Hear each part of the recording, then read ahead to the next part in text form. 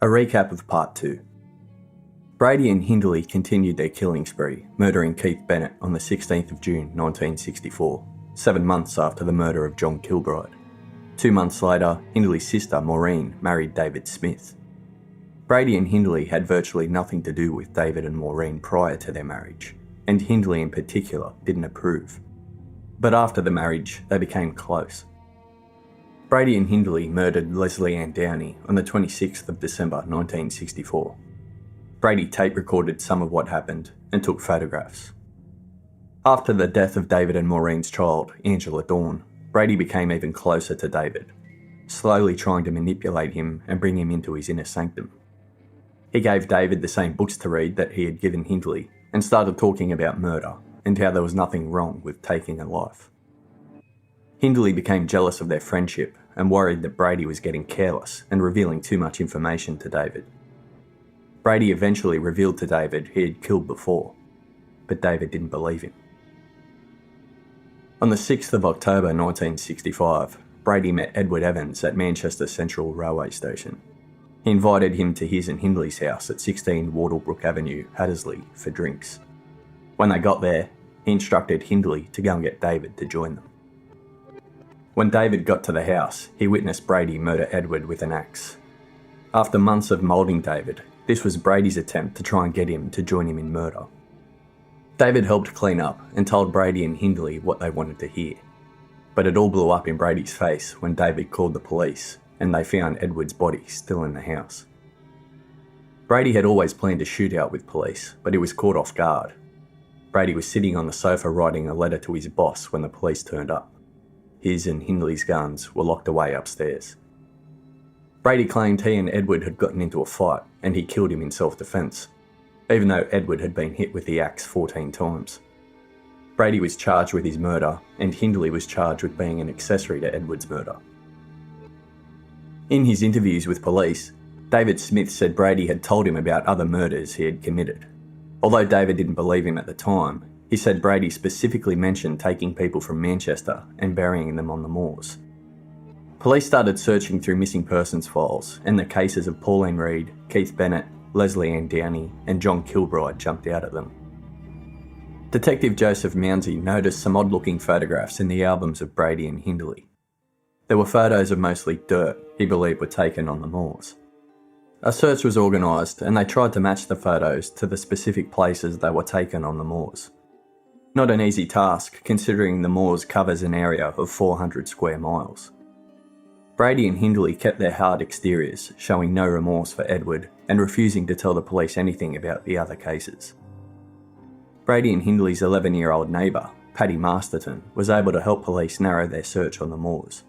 She pointed out the spot Brady and Hindley always took her to. Mounsey noticed that the black rocks in that area matched the rocks in some of the photos. A gut instinct led Officer Robert Spears to search up on a hill, where he found the body of Leslie Ann Downey. Police had also found the suitcases Brady kept with incriminating material. They found photos of Leslie and the tape. They were getting ready to re-interview Brady and Hindley about Leslie Ann Downey.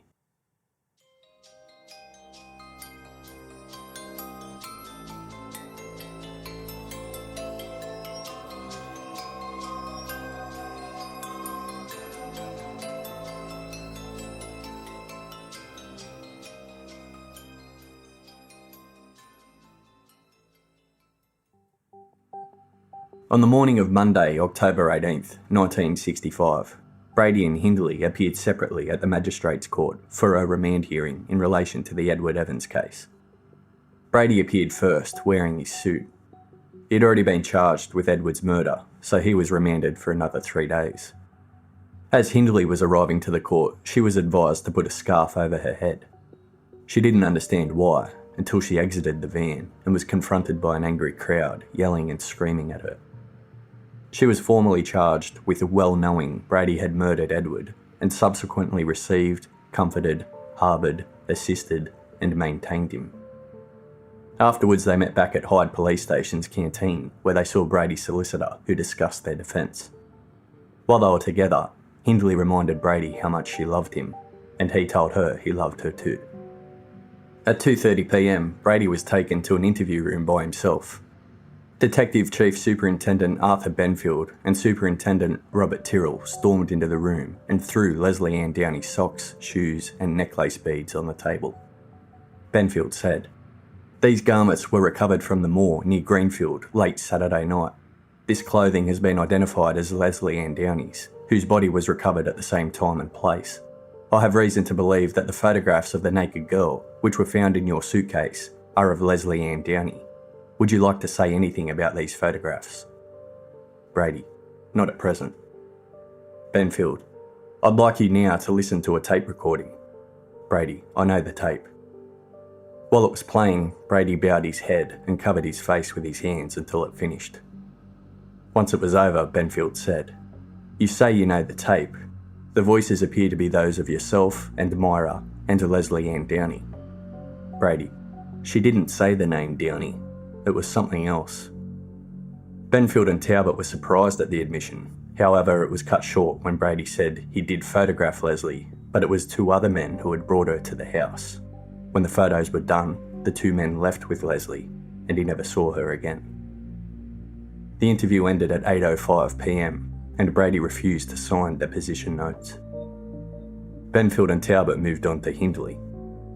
Benfield threw the black wig on the table and said, "What's this?" Hindley remained silent. Benfield threw the photographs of Leslie on the table, followed by her socks, shoes and a necklace. Hindley bowed her head and put her hands against her face, just like Brady had. Then she covered her mouth with a handkerchief. Benfield told her they knew the photos had been taken on Boxing Day, the same day Leslie disappeared. He told her the version Brady gave about the two men bringing Leslie to their house. Hindley said, "I'm saying nothing." Benfield played the tape and Hindley closed her eyes. She started crying while it was playing. When it finished, Benfield said, "Did you hear that?" Hindley, "I'm ashamed. I'm saying nothing." The interview ended at 9:45 p.m. They showed David Smith the photos too. David said he now understood what Brady meant by photographic proof, and that just by seeing those pictures, he knew there was no way Leslie was ever returning home. They also played David the tape, and he broke down crying. Although they weren't answering many questions, Hindley and Brady were still actively blaming David Smith for the murders.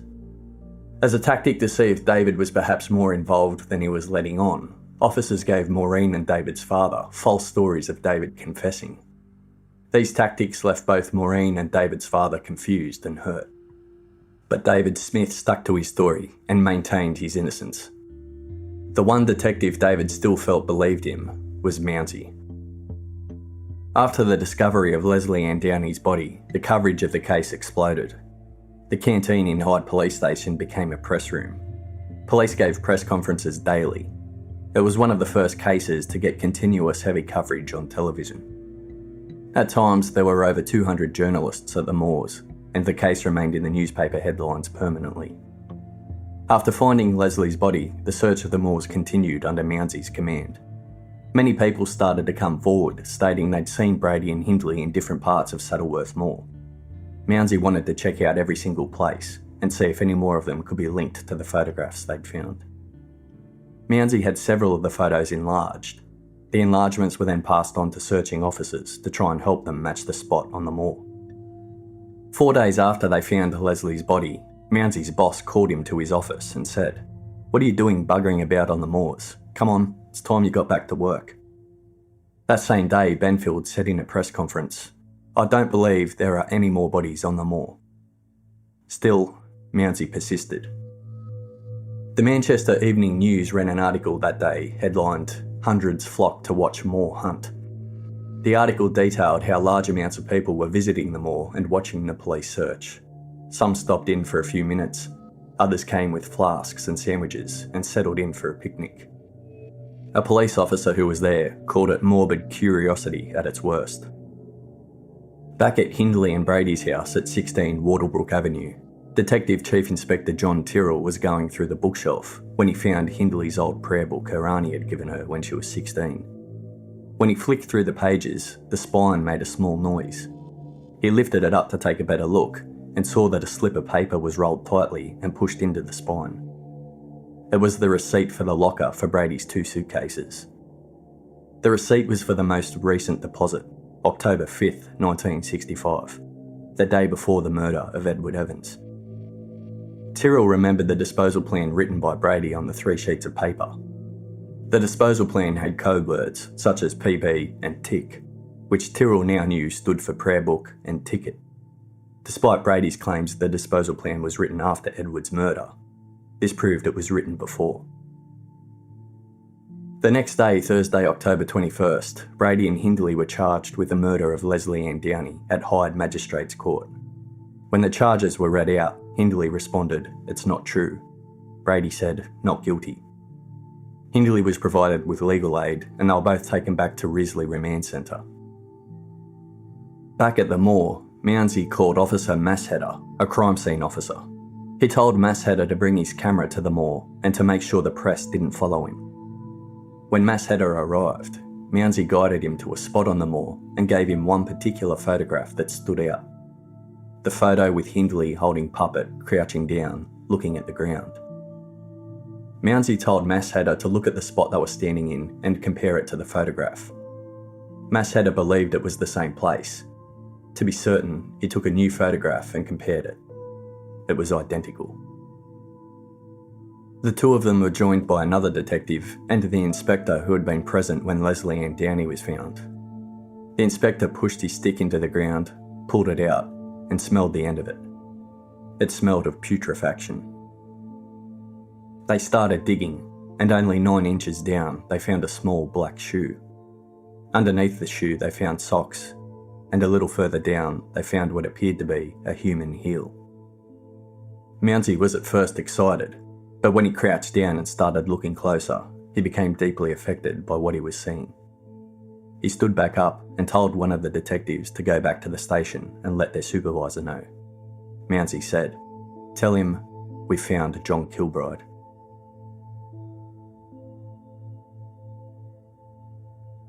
Soon, all of the superiors from the different police jurisdictions appeared. Pathologists were also called in. At 3:30 p.m, pathologists G and Paulson began to excavate the body. The body was 340 metres away from where Leslie Ann Downey was found, and less than 18 inches below the surface.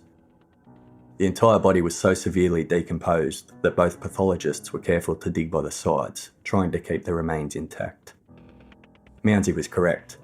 It was the body of John Kilbride. John was clothed, except for his trousers and underwear, which were knotted together at his back, and left the detectives in no doubt as to what had happened. John's body was lifted into a stretcher, covered in plastic sheeting, and taken to Upper Mill Mortuary. Paulson and G conducted the post-mortem, but were unable to establish a cause of death. Mounsey went to see the Kilbrides and took the shoe with him. John's brother Danny remembered his mother Sheila recognised the shoe as soon as she saw it. Danny Kilbride stated, quote, "I was told that he'd been strangled, but no more than that. I can't say it was a relief that he'd been found. Everybody imagines it must have been. I know it meant we were able to have a burial and had somewhere to lay flowers for him, but I didn't want my brother to be found dead, and I'm positive my mum and dad felt the same way. Relief was the last thing any of us felt." Sheila was taken to the mortuary to formally identify John, and upon seeing him, she said, quote, "They cleaned up as best they could, but I'll never forget it. I'd altered his jacket, I'd altered his underwear, his father's underwear, because I wasn't rich. I couldn't always buy him new. I knew it was him. The buttons on the jacket, footballs, I'd stitched on myself. There was no doubt at all." Officer Pat Clayton, who worked closely with Mounsey, was standing with Sheila when she identified John. She said, quote, "It was her child that was being identified, but there was no child to identify, only clothing. It was horrendous, that murder. And particularly when you see pictures of a woman, which you later learn is a picture of a woman standing over the grave of a child that's just been buried, dumped like a bag of rubbish on the moors. It's horrific." 2 officers were left in the moors to guard the burial site overnight. Since 2 bodies had now been found, the search at the moors was allowed to continue. Benfield changed his mind. He declared he was now certain there were more bodies in the area. Brady and Hindley's landscape photographs were distributed among local cycling and hiking clubs in the hope they might be able to help point out specific spots. The search itself moved back to Woodhead again, where over 100 volunteers went over the Snake Pass, which is a spot David Smith had pointed out in the beginning. However, the weather was starting to become a problem, since there were night frosts, strong winds, and thick mists during the day, which made it impossible to see clearly. The police concentrated on building a strong case against Brady and Hindley, and pieced together as much evidence as they could. One detective was able to match the headboard and marks on the wall in Hindley's room with the headboard and marks on the wall that appeared in the photos of Leslie, confirming the photos were taken in Hindley's room. A team of experts also proved that the camera used to take the photos of Leslie was Brady's camera. The forensic team finished with the inspection at 16 Wardlebrook Avenue on October 25th, after which they moved on to David Smith's former home at 13 Wiles Street, Gorton, where he lived with Maureen and his father, the house that was only a few doors away from Pauline Reade's house.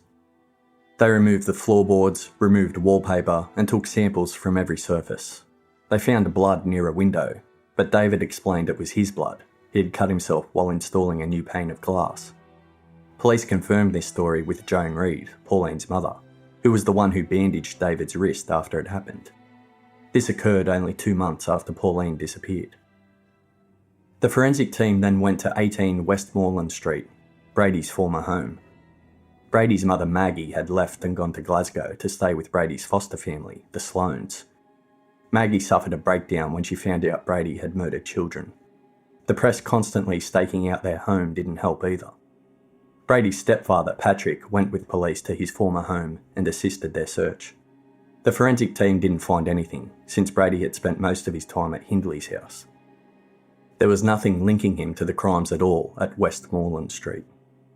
On Thursday, October 28th, Brady and Hindley were driven to another remand hearing in Hyde Magistrates Court. It was raining heavily, and Hindley was surprised to see so many angry people waiting for them outside. In the public gallery, people shouted shame and monsters. Among the gallery were Patrick and Terence Downey, Leslie's father and uncle.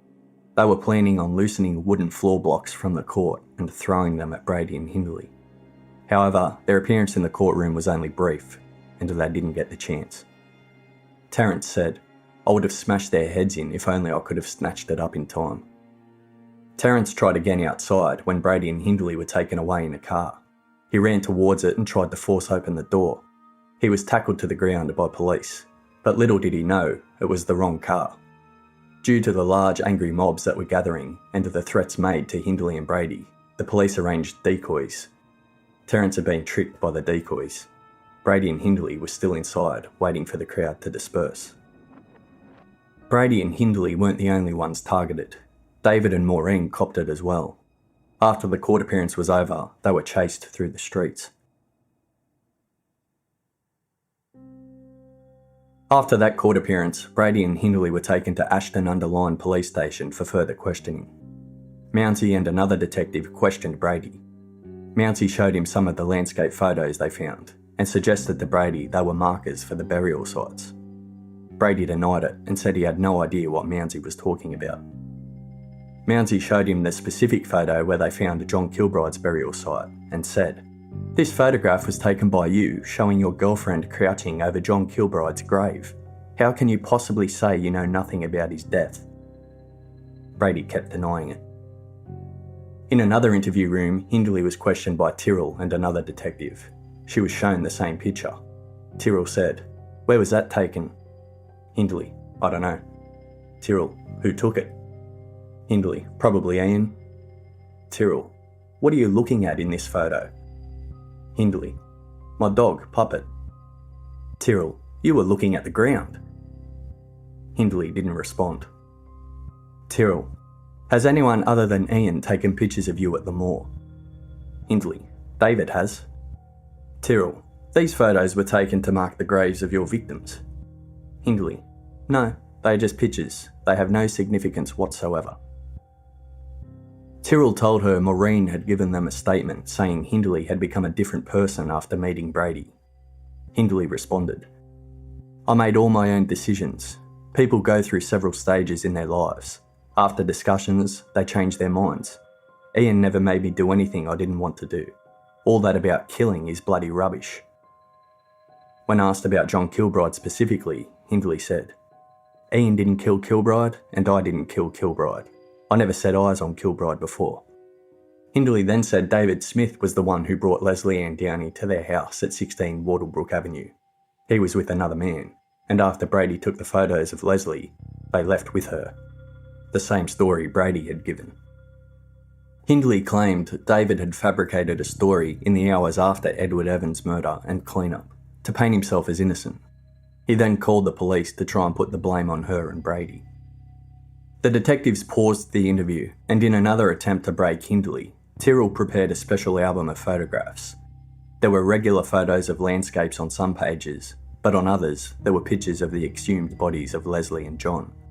The photos were random, so Hindley wouldn't know what was coming. The interview started again, and Mounsey opened the album and turned the pages for Hindley to see. After Hindley saw pictures of the bodies, she looked away and said, "I don't want to see any more." But Mounsey kept on turning the pages and moved the album closer to her. Hindley ended up shouting, "Take them away, I'm not looking at them." Mounsey started pacing the room and recited a line from the Bible. "Suffer little children to come unto me, and forbid them not, for of such is the kingdom of God." Hindley kept her head down and didn't say anything. At 8:10 p.m, the interview ended. Mounsey tried the same tactic with Brady. Brady didn't say much about the photographs, but he did admit taking the photo of Hindley on John's grave. He also confessed to taking the photos of Leslie they found in his suitcase, and landscape photos of where she was buried. He admitted to hitting Edward Evans with an axe 14 times. He admitted to writing the disposal plan and previously telling David Smith he'd killed and buried bodies on the moor. They had more evidence on Brady than they had on Hindley. Hindley didn't say anything, so although there was a photograph of her crouching on John's burial site, police couldn't prove she knew there was a body underneath. They had her on tape when Leslie's photos were being taken, but the tape didn't prove she was present when Leslie was killed. And although she was present at the murder of Edward Evans and participated in the clean-up, Brady admitted to being the one who murdered him, and David Smith's statement supported Brady's claim. David Smith was still being interviewed by police constantly. They were looking for cracks in his story, trying to break him, to see if he knew more than he was letting on. By the end of his interviews, police were convinced David Smith was telling the truth. Reporters were camped outside David's house, trying to get an interview. They offered money, but in those early days of the investigation, he refused to talk. He got so fed up with the media that he threw dog shit at the cars he knew belonged to reporters. The search of the moors continued, and Air Force jets with infrared equipment were used. The search was postponed on the 30th of October due to heavy rain and strong winds, and after that day, the search started to wind down. Police gave out a questionnaire to over 5,000 households in Hattersley, asking about suspicious activities in the area. Police took Hindley's dog Puppet to a vet to determine his age. They wanted to compare his current age to the age he was in the photo with Hindley on John's burial site. Puppet was given an anaesthetic and had his teeth x-rayed. However, when the examination was over, Puppet didn't wake up. He suffered from a previous illness that caused his heart to fail during the anaesthetic. When Hindley was informed about Puppet's death, she screamed at the police that they were murderers. On November 4th, Brady and Hindley appeared for a last remand hearing. The size of the angry crowd increased with every court appearance, and more officers had to be called in to control the mob. Soon after the last remand hearing, Hindley wrote her first letter to her mother, Nellie, from prison. She asked for decent heels because she felt like a tramp in her current clothes, which were actually Nellie's clothes.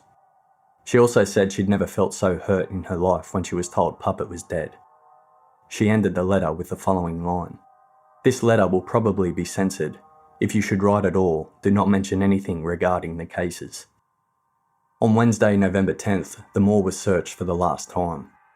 Benfield wanted to excavate the entire Holland Brown Knoll area of the moor, but to do it, they would have had to divert gas pipelines, which would have cost £10 million. So the excavation didn't take place. Mounsey's wife, Margaret, said this, quote, "Joe didn't want the search to end. He felt sure they would find the other missing children. He never forgot. He often went up to the moors, even many years later, just to stand at the roadside.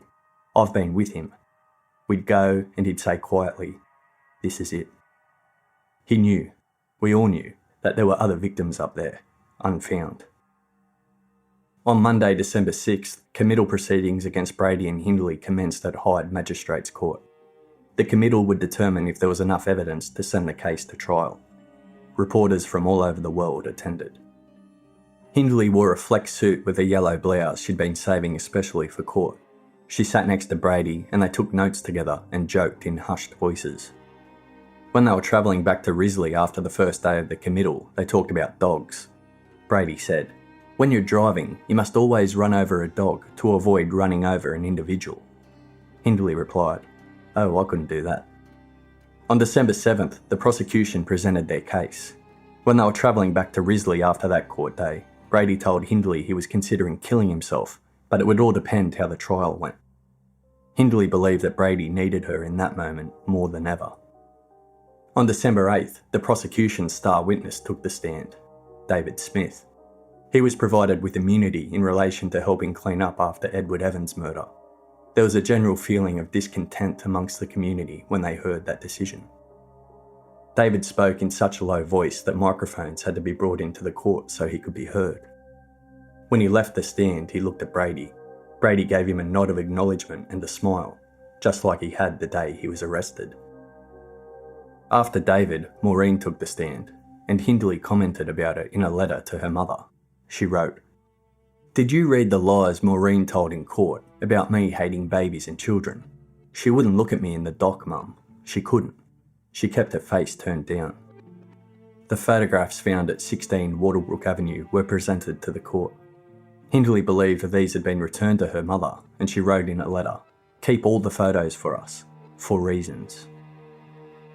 On December 13th, Hindley's solicitors applied for a hairdressing appointment on her behalf, stating, "Her dark roots are becoming very obvious.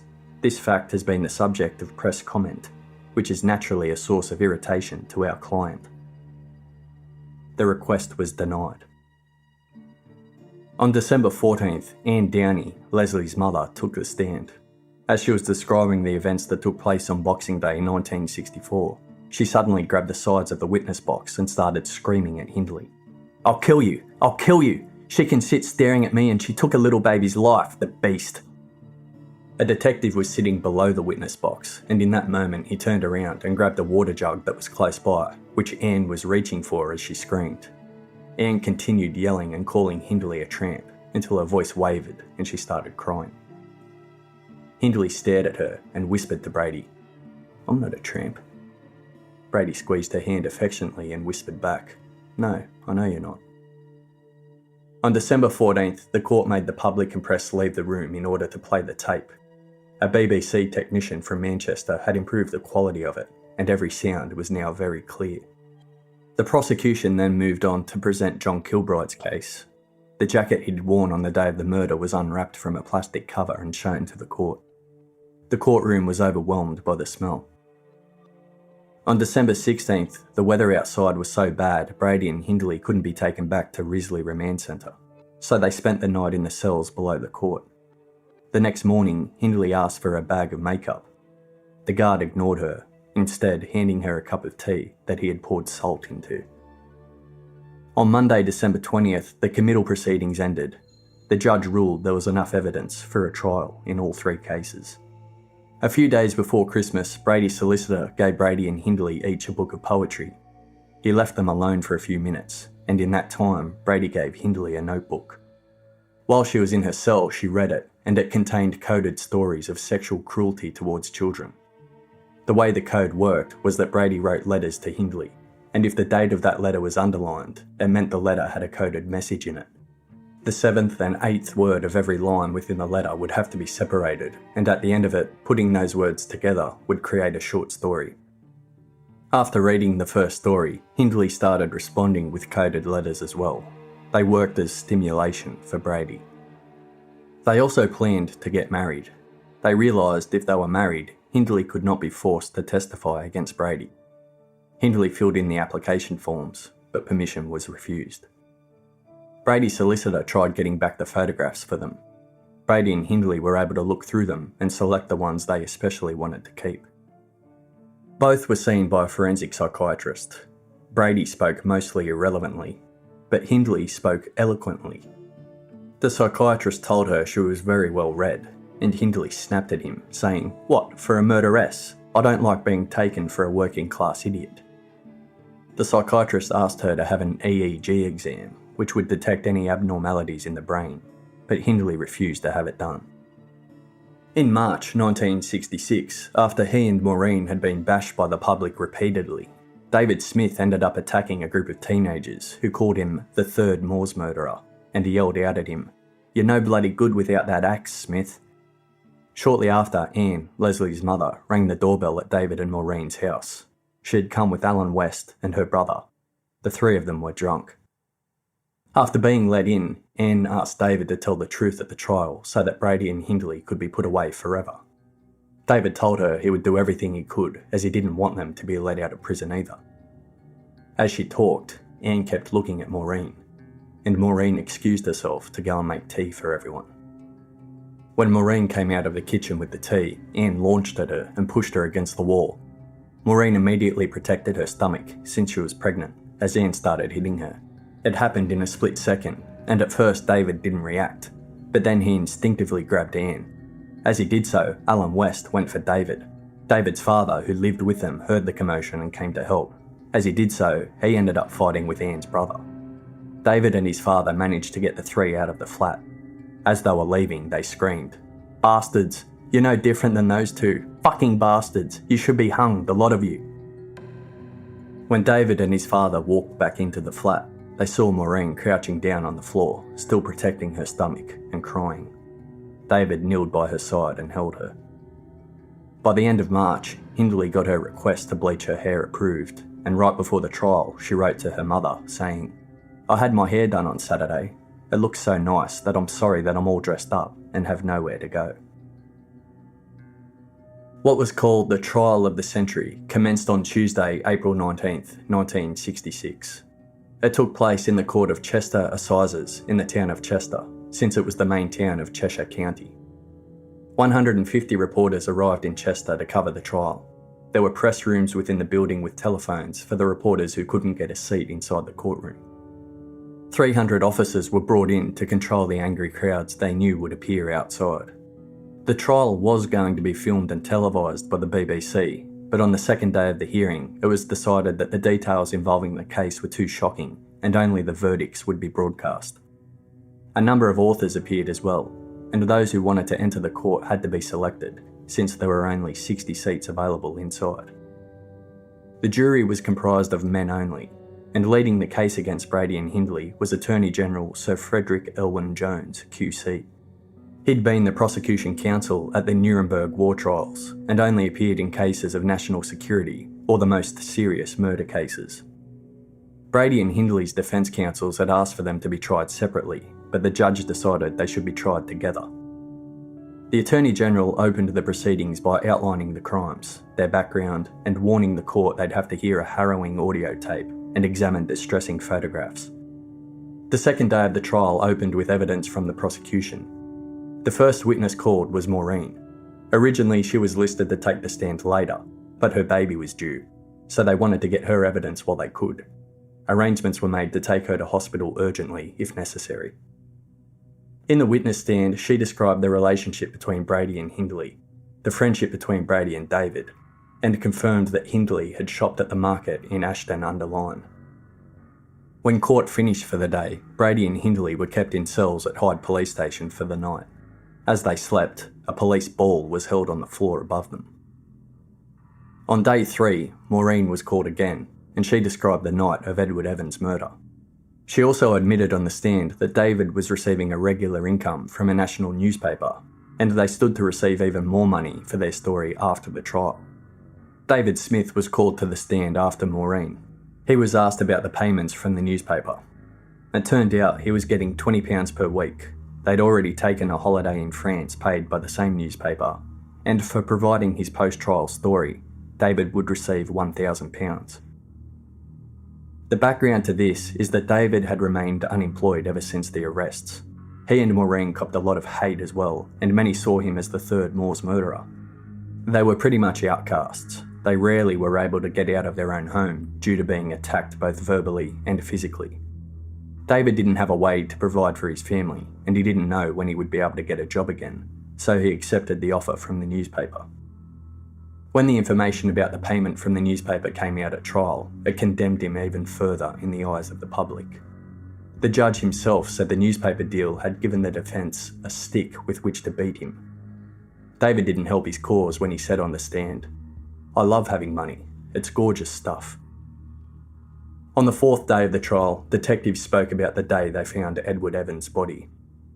The court was adjourned for the weekend, and on Monday, April 25th, the evidence moved from Edward Evans' case to Leslie Ann Downey's case. Most of the witness statements were just read onto the record, but Paddy, Brady and Hindley's 11-year-old neighbour, who'd pointed the search in the right direction, gave her evidence and sat through cross-examination. On April 28th, the evidence moved to John Kilbride. During the trial, Hindley and Brady played games on a notebook, while passing mints to each other and sharing whispered comments. On April 29th, Brady's defence lawyer opened his case by stating, "It is terribly, terribly important that you dispose from your minds all the natural revulsion one has in reading or hearing evidence connected with the death of children. The very least or meanest person in this country is entitled to a fair and dispassionate trial and a proper assessment of the evidence for and against." Brady took the stand and elaborated further on his fight with Edward. He said he had spotted Edward at gay bars in Canal Street, and the entire purpose of David being there with him that night was because they wanted to, quote, roll a queer, meaning Brady and David wanted to extort money from Edward in exchange for silence about his sexuality. After giving his version of Edward's murder, Brady spoke about Leslie. He testified that Leslie had come to their house on Boxing Day with two men, one of whom was David Smith. David and the other man then left with Leslie after the photos were taken. However, Brady made two slip-ups. The first one was when he was describing the moment after he took the photos. He said he put a handkerchief on her mouth and a scarf covering the lower part of her face, just before the end. The judge heard this and asked, "Just before the end? What do you mean by the end?" Brady then tried to correct himself, and stuttering, he said, "The end of, just before the, or it could be just after the tripod being opened." He was allowed to continue, and then a minute later, he made the second slip-up. This time, he said, "After completion, we all got dressed and went downstairs." This slip-up was mentioned in the cross-examination by the Attorney General, but Brady denied he ever said it. His defence attorney also said he hadn't said it, but one of the jurors interrupted. "He said that, sir." Brady tried to get out of it by stating, "I didn't say that. I said the girl got dressed and we all went downstairs. The girl. The girl." The Attorney General then brought up the landscape photographs and put it to Brady that he used the photos for future reconnaissance and as morbid enjoyment of the trophies of murders. Whenever Brady could, he tried to protect Hindley. With Edward, he said she wasn't in the room during the killing, and that when he told her Edward was dead, she went hysterical. With Leslie, he said she didn't want to be in the room while she was photographed, but he'd made her stay. He also said that she asked him to destroy the tape recordings, and she was never involved in any plans of robbery. On top of that, when describing their relationship, he made it seem like she was unimportant. He said, "She was my typist in the office. I dictated to her in the office, and this tended to wrap over." The truth is that the two of them had a plan. Brady knew he was going away for a long time, and there was no getting out of it. But he was confident Hindley would receive a minimal sentence, and so he did all he could to keep her out of the crimes. Their plan was that after Hindley was released, she'd travel and share all her experiences with Brady through letters. Hindley wrote the following in a letter to her mother during the trial. "He's not concerned about his future, just mine. It's the same with me. I'm not interested in my future, just him. However, we'll have to wait and see what happens. I believe in one thing though, that no matter how black things look, someday we can begin together again. I know what we've done and what we haven't done. You know too, no matter what happens." On May 3rd, Brady completed his testimony and Hindley's mother, Nellie, was called to the stand. Nellie told the court that no matter what Maureen had said, Hindley did not shop at the market in Ashton-under-Lyne. After Nellie, Hindley took the stand. Before she went to the witness box, she passed a note to her attorney that said, "I told you, no cross-examination that damages Ian." Hindley was first asked if she wanted to take the oath or affirm, and she answered, "I want to affirm." The judge asked her if it was because she had no religious beliefs, and she said yes. The first question the defence attorney asked her was what her feelings were for Brady, and she said, "I became very fond of him. I loved him. I still love him." She was questioned during that day and the next. The Attorney General asked her about Leslie. Hindley said she was ashamed about the tape and that her attitude towards Leslie had been cruel. She said she was cruel because she was worried the neighbours might hear her scream. She testified that the only reason she was in the room when the photographs were taken was to make sure Leslie would be able to leave safely afterwards. However, since she was embarrassed about being there, she kept on looking out the window and didn't actually see anything. The Attorney General said, "A pretty rotten witness you could have been, looking out of the window." When asked who told Leslie to pose for the photographs, she said she didn't know because she couldn't hear. The Attorney General said, "It isn't the Albert Hall, it's a small room, and you were there." Hindley said the voice at the beginning of the recording who threatened Leslie to shut up wasn't hers, but Brady's. When asked about the rest of the threats where she told Leslie she would hit her, Hindley said, "I wouldn't have hit her much. I never touched her. I never harmed her. When she started crying and shouting and screaming, I just wanted her to be quiet." The Attorney General responded, "The screams of a little girl of 10, of your sex, madam." He added that Hindley should have treated Leslie like a woman should treat a child. Hindley said, "I should have done, but I didn't. I have no defence for that." The Attorney General finished with, "Your shame is a counterfeit shame, Miss Hindley." Hindley denied knowing she was posing for photos at burial sites. She said she just went along with whatever Brady told her to do. She was in the witness box for a total of 6 hours. Brady had been in the box for 9. In his closing speech, the Attorney General said that although David was no angel, he told his story frankly and exactly. As for Brady and Hindley, he said, they formed an evil partnership together and cooperated together in all they did. My submission is that the same pairs of hands killed all 3 of these victims, Evans, Downey and Kilbride, and these are the pairs of hands of the 2 accused in the dock. In his closing speech, Hindley's defence attorney described the relationship as one of master and servant. In his summary to the jury, the judge said, "From first to last, there has not been the smallest suggestion that either of these 2 was in any way mentally abnormal or not fully responsible for his or her actions. That leads on to this, that if the prosecution is right, you are dealing here with 2 killers of the utmost depravity. They are entitled to the unusual incredulity which such terrible offences must raise in the mind of any normal person. Could anybody be as wicked as that?" The jury was dismissed at 2:40 p.m. on Friday, May 6, 1966. They returned with a verdict 2.5 hours later, 5:10 p.m. Brady was found guilty of all 3 murders. Hindley was found guilty of the murders of Edward Evans and Leslie Ann Downey, but not guilty of the murder of John Kilbride. However, she was found guilty of knowing Brady had murdered John, that she had received, comforted, harboured, assisted and maintained Brady, an accessory after the fact. After the verdicts were read, the judge said, "Ian Brady, those were 3 calculated, cruel, cold-blooded murders. In your case, I passed the only sentence the law now allows, which is 3 concurrent sentences of life imprisonment. In your case, Myra Hindley, you have been found guilty of 2 equally horrible murders, and in the 3rd, as an accessory after the fact. On the 2 murders, the sentence is 2 concurrent sentences of life imprisonment, and on the charge of being an accessory after the fact to the death of John Kilbride, a concurrent sentence of 7 years imprisonment." In the corridor below the courtroom, Brady and Hindley saw each other with their attorneys, and Hindley asked him to please not kill himself.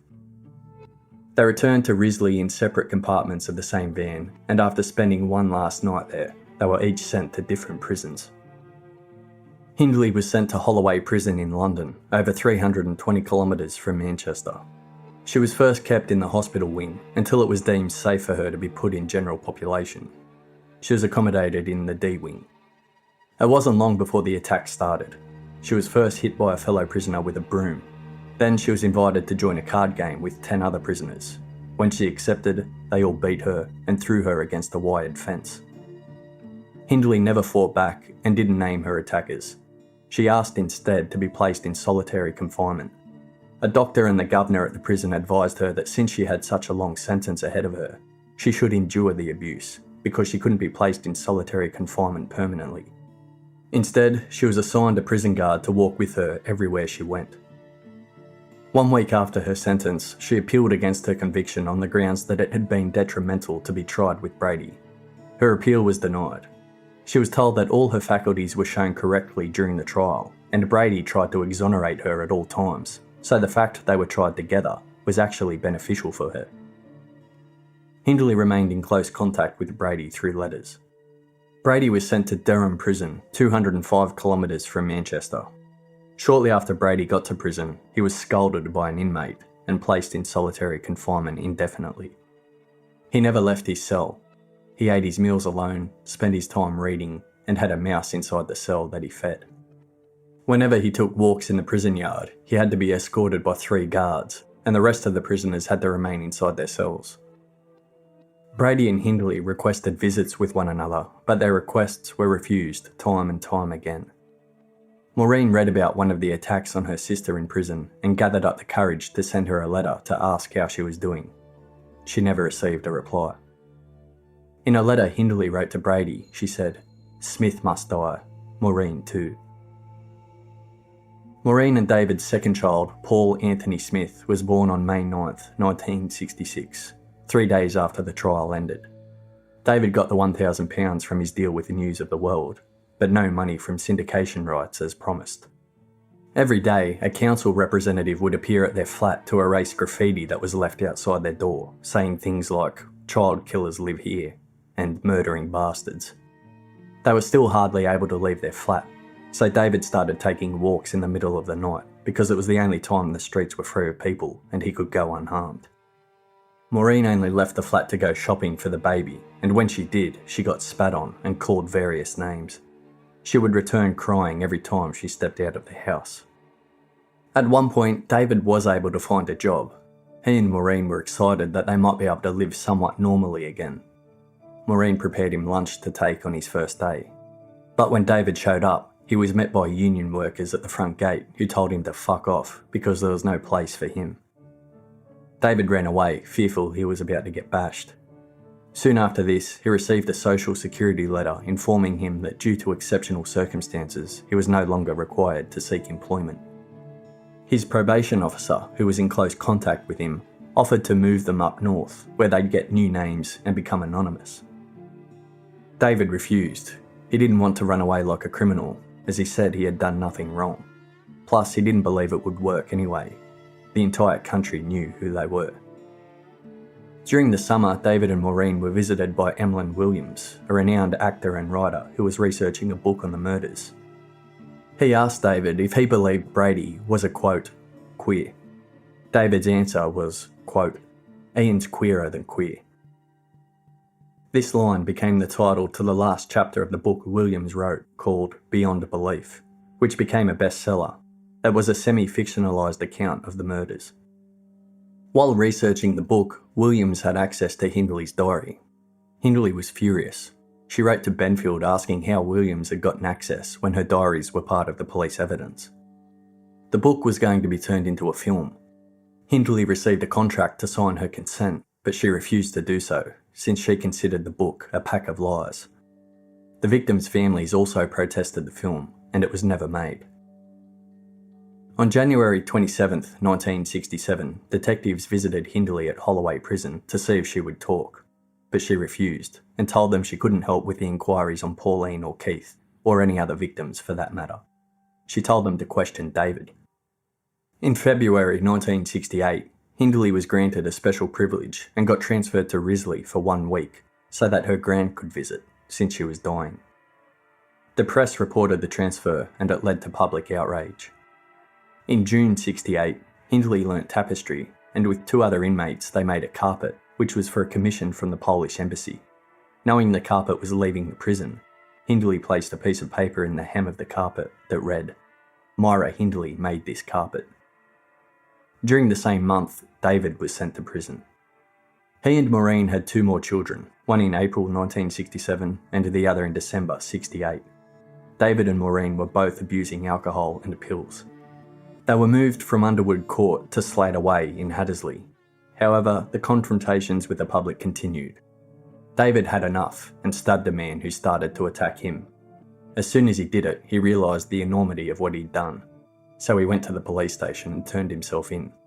He told the officer on the desk, "You might be looking for me. My name is David Smith." There was a trial which took place in Higher Magistrates Court, where Brady and Hindley's remand hearings and committal proceedings were held. David was sentenced to 3 years in prison. He was sent to Walton Jail in Liverpool, 66 kilometres away from Manchester.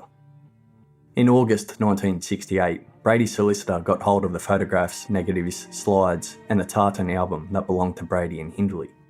They'd been asking for them back ever since the investigation. The solicitor gave everything to Hindley's mother, and Hindley asked her to send 3 specific slides to Brady. Nellie didn't send them. Hindley wrote to her. He keeps asking why he hasn't received them yet. In his last letter, he said he'll have to send someone round for them.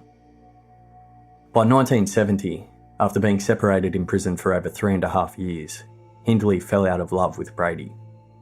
Their relationship through letters wasn't enough for either of them, and in prison, Hindley changed her view about what their relationship was. Ever since she entered prison, Hindley had different affairs with women, and that year she'd met a new lover, Tricia Cairns. Tricia was a prison officer who was a former nun. Hindley wrote a letter to Tricia, telling her she couldn't stop thinking about her, and her days were brighter when she was around. After that, they started spending time together in Hindley's cell. Carol, a friend of Hindley's, kept watch and sang a song if anyone approached. It was around this time Hindley didn't feel like answering Brady's letters anymore, so she got her friend Carol to do it for her. In 1971, Carol left prison and Hindley reluctantly started answering Brady's letters again. The one person Hindley enjoyed sending letters to was Tricia. Firstly, she sent them through her cousin, and later through Carol. Tricia would go to Carol's flat and read the letters, which were coded.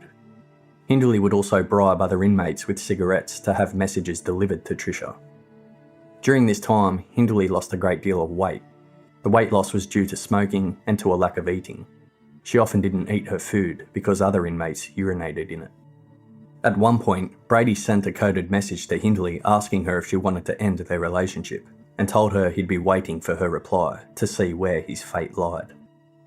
Hindley was convinced that if she left him, he'd commit suicide, and so she kept on corresponding, but sent him a poem about the outgrowth of love by Wordsworth, so he would understand where she was at. Brady continued writing every week, first from Durham, then from Albany's prison, and lastly from Parkhurst prison, situated on Isle of Wight. There he learnt Braille and started transcribing books for the blind. By 1972, Hindley changed her mind about corresponding with Brady and said she didn't want to talk to him anymore. She told him not to bother writing to her again because she would directly pass the letters to the prison governor. As a final gesture, Brady sent her back a bookmark she'd sent him the previous Christmas. In March 1972, Hindley sent a letter to Frank Pakenham, commonly known as Lord Longford, who was a politician as well as a social reformer and a very active Catholic. He was well known for visiting and forming friendships with prisoners. He became friends with Hindley. She told him she never thought she would be ending her relationship with Brady, but because she reconciled with God, she was convinced it was the right thing to do. In a different letter to Lord Longford, she wrote, "I wish to put him out of my life as totally as I do all the unhappy, destructive and godless aspects of my past life with him, and I must admit that I rarely ever think of him now. Had it not been for him, I would never have been involved in any of the things that brought me to prison." Hindley's mother, Nellie, sent 5 of Brady's photographs to him as soon as the relationship ended. When David began his sentence at Walton in 1969, he was placed in solitary confinement for his own protection. The other prisoners would throw shit and piss at him. Maureen visited him a couple of times, but then she stopped showing up. At one of the visits from his father, David asked him what was happening. His father told him Maureen was seeing another man, and she had actually cheated on David with this same man before. David believed this was related to the impersonal visits in prison. The visiting room for solitary confinement inmates had thick glass. He asked to be let out of solitary confinement so he could have more personalised visits with Maureen. In order for this to happen, he would have to become a regular inmate. The governor said his safety could not be guaranteed, but David insisted. He was transferred to Lancaster Prison, 87 kilometres from Manchester, a lot further away than Walton. When he got there, he received a letter from Maureen saying they were over.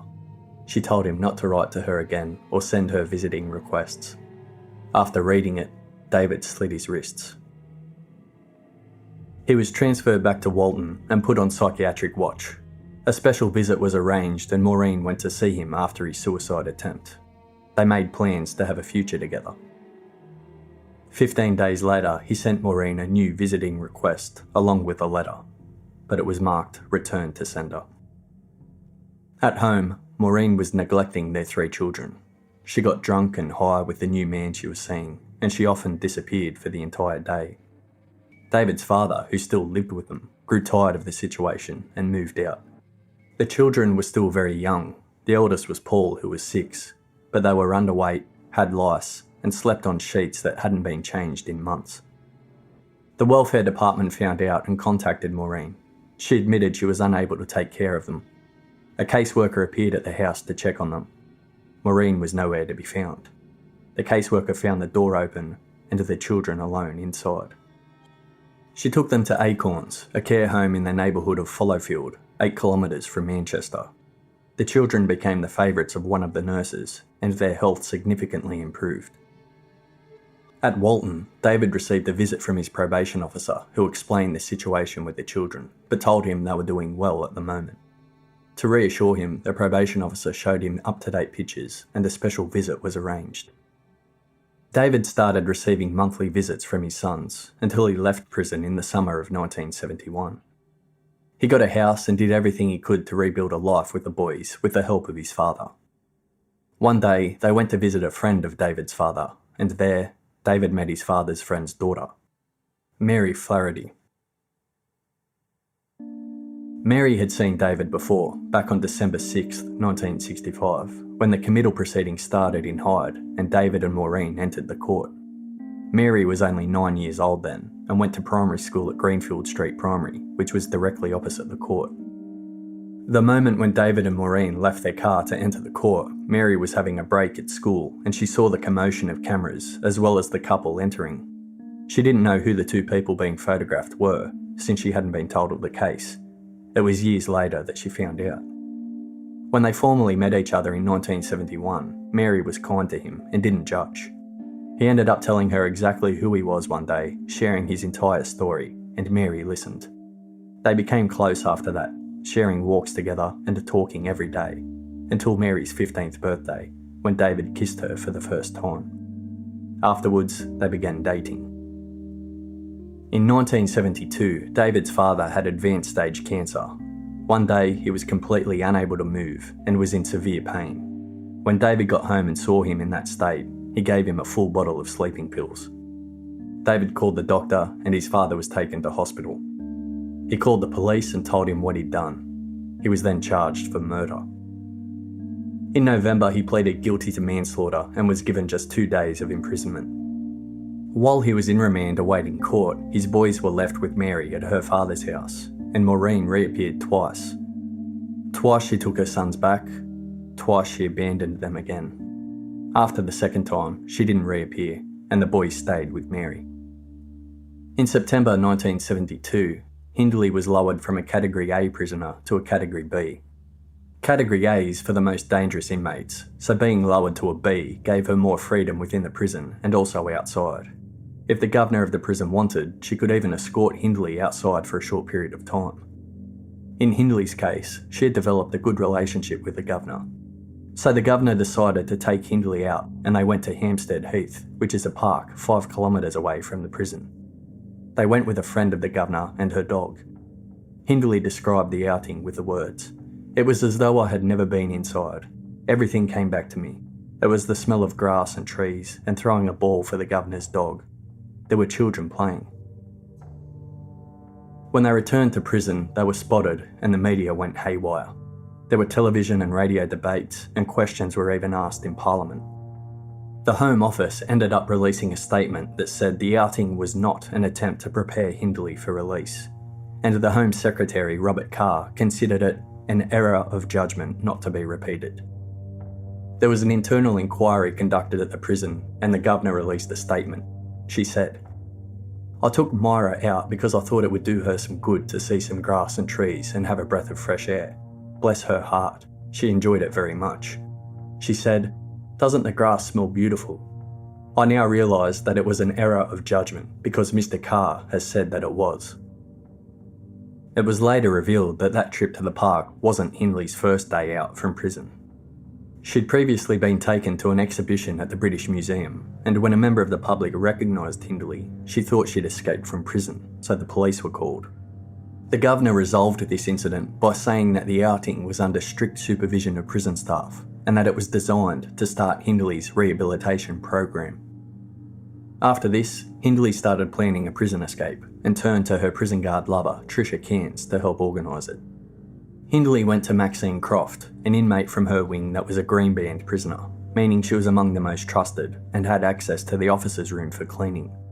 The plan was for her to take keys from the officers' room and make copies. Maxine took the keys and made impressions with modelling plaster. She also took pictures of Hindley in order to make a new passport. She sent it all to a friend of hers, who ended up dobbing them in. Hindley and Tricia were questioned and they denied it all. Officers looked for evidence and found a driver's licence in the name of Myra Spencer. In April 1974, the case was heard at the Old Bailey, the Central Criminal Court of England. Hindley, Tricia and Maxine were all charged. They all pleaded guilty, and Maxine's attorney said she was a naive younger woman, intimidated by two older women. Tricia's attorney said the relationship she shared with Hindley was platonic, and when Tricia herself took the stand, she said Hindley was sorry for her crimes and had been purified in the crucible of suffering. Maxine was sentenced to 18 months in prison, Hindley to 12 further months, and Tricia to 6 years.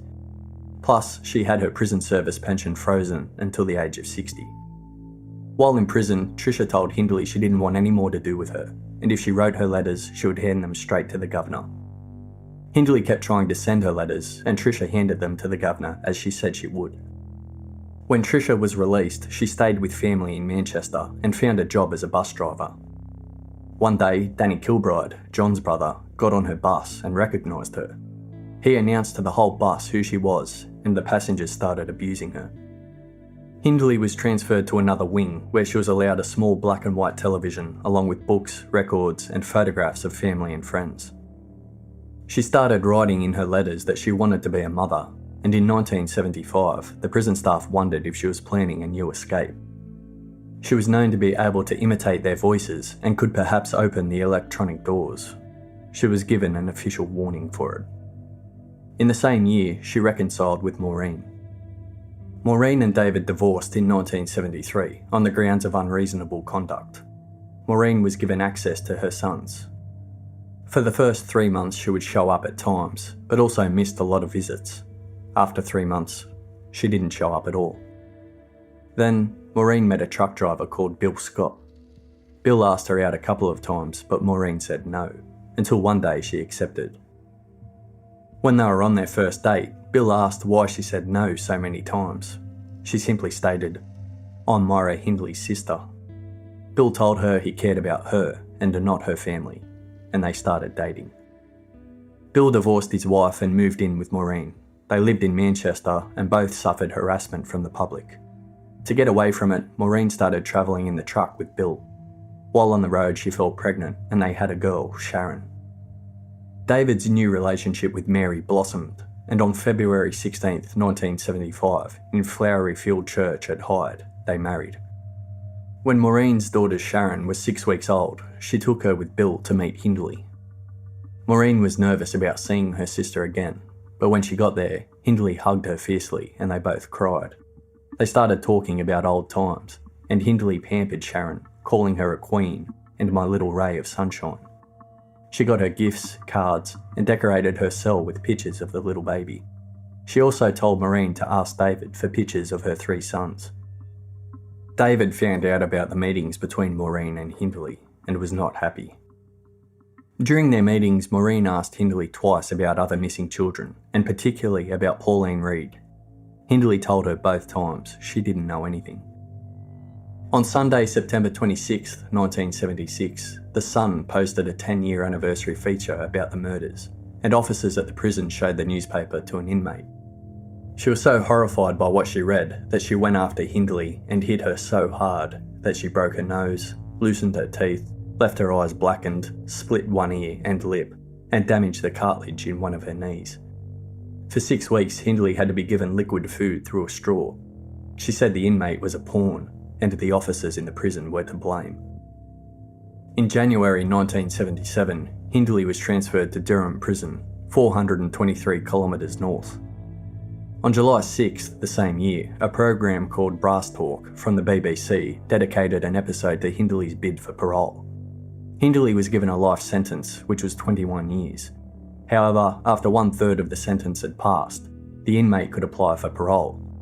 In Hindley's case, that was in 1973, and ever since that time, Lord Longford had been campaigning on her behalf to get her released. However, his speeches didn't play well with the public, and they caused enragement rather than understanding. Hindley herself asked Longford and his friends to stop the campaign because it wasn't beneficial to her at all. The aim of this program was to sense the public's reaction to the possibility of seeing Hindley released. Representing her were Longford, Maureen, and the 2 other supporters. Against her was Anne West, Leslie's mother, and 3 others. When one of Hindley's supporters was asked her impression of her, she said, "Yes, my impression of Myra Hindley, eh? When I first went in, I didn't know what to expect because all I'd read was inflammatory reports in the newspapers. When I met her, she was very different. She's tall, slim, attractive, quietly spoken, sensitive person, reads a lot, and I don't like this expression, an angel. Because she's a very nice person at the moment, and I'm certain if she's let out, there's absolutely no risk at all that she'd ever, molest a child, in any sense at all." Anne West in response, "I had to hear the tapes of my daughter and never heard Ian Brady. It was Myra Hindley on that tape with my daughter, not Ian Brady. I had to listen to that and identify the body. When does my parole begin? I'm serving a life sentence because of that monster. I had to listen to those tapes of my daughter begging for mercy. If Myra Hindley comes out, I'll be up for murder. I've said this to Lord Longford once and I'll say it again. She will be one dead woman. I want justice." Patrick Kilbride, John's father, called the studio and supported Ian by saying, "I'll wait outside the jail for her." The BBC got hundreds of calls and everyone stood by the victims' families. An opinion poll taken showed that 84% of the people believed Hindley should never be freed. Lord Longford made a statement for Hindley afterwards and said, "No one who knows her seriously supposes that she would be a public menace if she were released. Her state of remorse is such that she will be haunted by it all her life." In January 1978, Brady sent a letter to the Daily Mirror where he said he didn't want a visit from Lord Longford because of the Free Myra campaign, and the fact that it didn't represent his views on parole.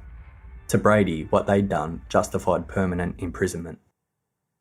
Hindley had been working on her parole plea ever since she got to Durham, and she wrote 36 pages that she sent to the Home Secretary. In them, she described the crimes as something she knew nothing about, and something she did because she had Brady on a pedestal. Her plea was rejected, and she was told it wouldn't be considered again for another 3 years. Lord Longford did visit Brady at Wormwood Scrubs Prison in London, where he was at the time. Longford went to confirm the account Brady had given at the trial of Hindley's role in the crimes, or her lack of a role. Brady refused to help.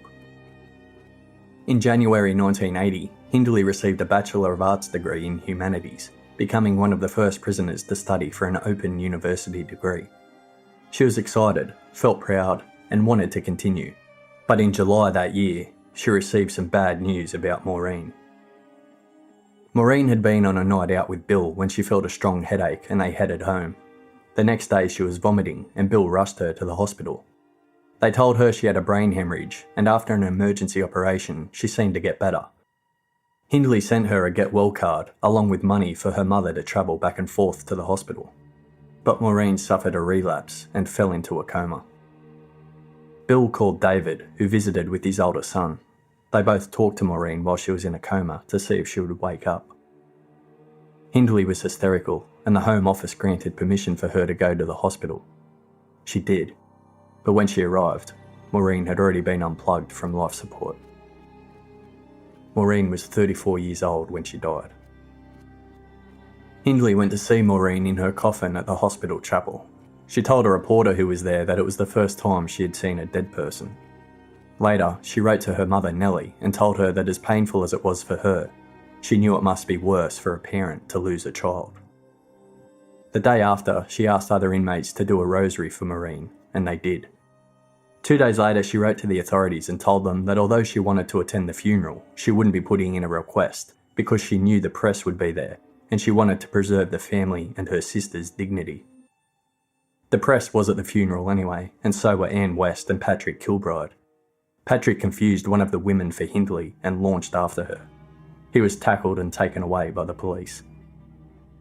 Anne waited for everyone to leave and went to a flower arrangement Hindley had sent with a card that said, "There are no words to express how I miss you. I love you. Myra." Anne ripped it apart. 4 months later, Hindley's father Bob died. He was told of Maureen's death and he didn't take the news well. He suffered a heart attack. Those that knew him thought it might have been for the best anyway, as his life had been hell as well.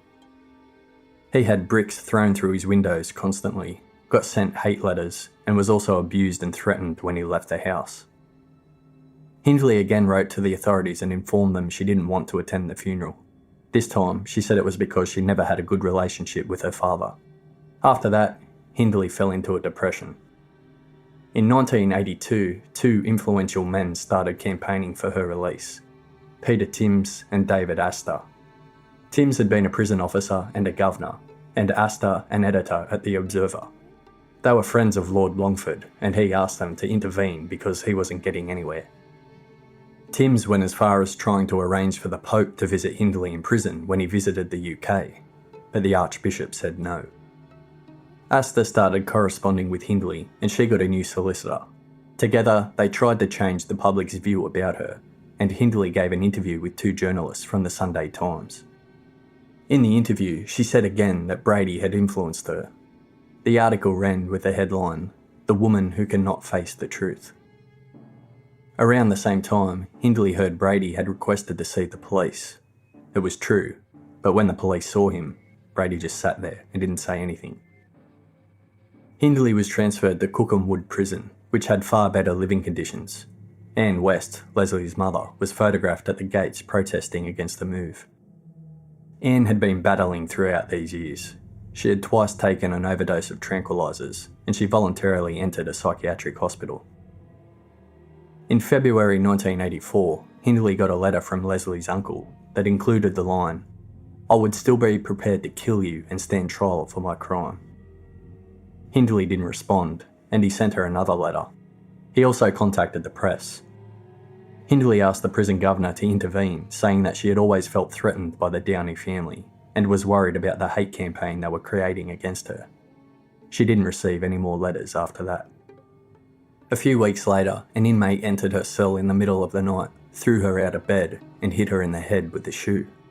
She had a slow recovery after this attack. On July 23rd, she was transferred to the prison hospital and remained for 2 months, mainly due to depression. When she was sent back to her wing, she changed jobs and started working in the library, as well as knitting for other prisoners' children and their families and friends. She said it was too late for her to be a mother, but she'd always wanted to be one. In 1985, a prison review committee recommended Hindley for parole. When the press reported it, Danny Kilbride told The Sun he'd kill Hindley if she was released. Hindley got him arrested through her solicitor, and the police wanted him to retract his statement.